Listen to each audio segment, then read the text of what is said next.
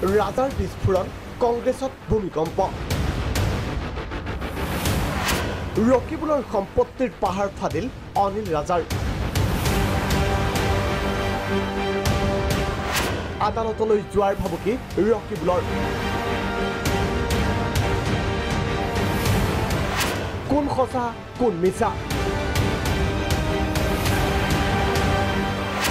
ন্যায়ৰ অপেক্ষাত কংগ্ৰেছ প্ৰাক্তন মন্ত্ৰী ৰকিবুল হুছেইনৰ প্ৰায় 200 কোটি মূল্যৰ অবৈধ সম্পত্তিৰ তালিকা ৰাজহুৱা কৰি ৰাজ্যৰ ৰাজনীতি তুলপাৰ কৰিলে জ্যেষ্ঠ কংগ্ৰেছ নেতা অনিল ৰাজাই বজাৰত কেৰেম খেলিছিল মানুহৰ পৰা টকা 100 টকা 200 টকা সংগ্ৰহ কৰি পেলাই তেওঁ চলিছিলে আজি তেওঁ কিমান আট্টালিকা ডুবাইত তেওঁৰ আনফাৰ হাজিৰ লগত তেওঁ ব্যৱসায় আছে বিভিন্ন জেগাত তেওঁ ব্যৱসায় আছে দিল্লীত আপোনালোকে ঘৰ গৈ দেখক গুৰগাঁৱত তেওঁ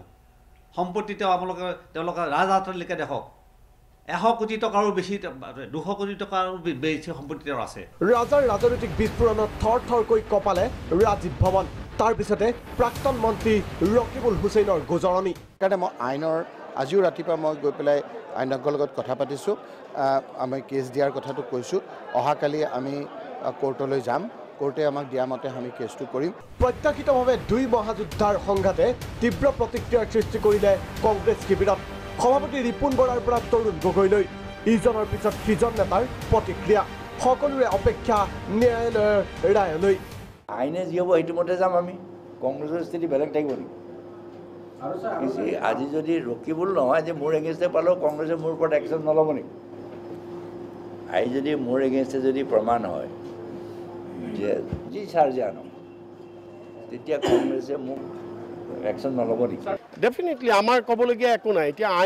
আইন আছে সিস্টেম আছে যদি আইন সিস্টেমে এইবিলাক প্ৰমাণ কৰিব পাৰে তেতিয়া বেলেগ কথা উল্লেখ্য যে ইতিমধ্যে অনিল ৰাজালৈ কাৰণ দৰ্শোৱাৰ জাননী জাৰি কৰিছে প্ৰদেশ কংগ্ৰেছে তাৰ মাজতে দলৰ গৰিষ্ঠ সংখ্যক জ্যেষ্ঠ নেতাৰ গুৰুত্বপূৰ্ণ মন্তব্য যদি আছে তুমি প্ৰমাণ কৰা আৰু ৰকিবুলেতো কেছ দিছে এতিয়া আৰু ৰকিবুলটো সেইটোতো এক্সপাৰ্ট ৰকিব এইটো কাৰোবাক দিব লাগিলে এই কোৰ্ট দিবই তেওঁ মৰিব ৰকিবুল হুছেইনে নহয় সকলোৱে তো চৰকাৰে তদন্ত কৰিব চৰকাৰে তদন্ত কৰাৰ প্ৰয়োজন আছে চৰকাৰে তদন্ত কৰিব যদি চৰকাৰৰ ওচৰত উপযুক্ত তথ্য পাতি আছে কাৰণ তেওঁলোকে দুৰ্নীতি ভ্ৰষ্টাচাৰ কংগ্ৰেছৰ তদন্ত কৰে যে ছবি স্পষ্ট মুকলিকৈ নকলেও গৰিষ্ঠ সংখ্যক কংগ্ৰেছ নেতা কৰ্মী সন্তুষ্ট ৰাজাৰ বিস্ফোৰণত হয়তো গৰিষ্ঠ সংখ্যক কংগ্ৰেছীৰ দীৰ্ঘদিনীয়া ক্ষোভ ৰাজহুৱা কৰিলে অনিল ৰাজাই পিছে সঁচাকৈ ৰকিবুলে আদালতলৈ যাবনে পাৰিবনে ৰাজাই অভিযোগ প্ৰতিপন্ন কৰিব সকলো স্পষ্ট হ'ব পৰৱৰ্তী সময়তহে ভিডিঅ' জাৰ্নেলিষ্ট ৰিপুণৰ সহযোগত ৰমেন কলিতা প্ৰাগ নিউজ গুৱাহাটী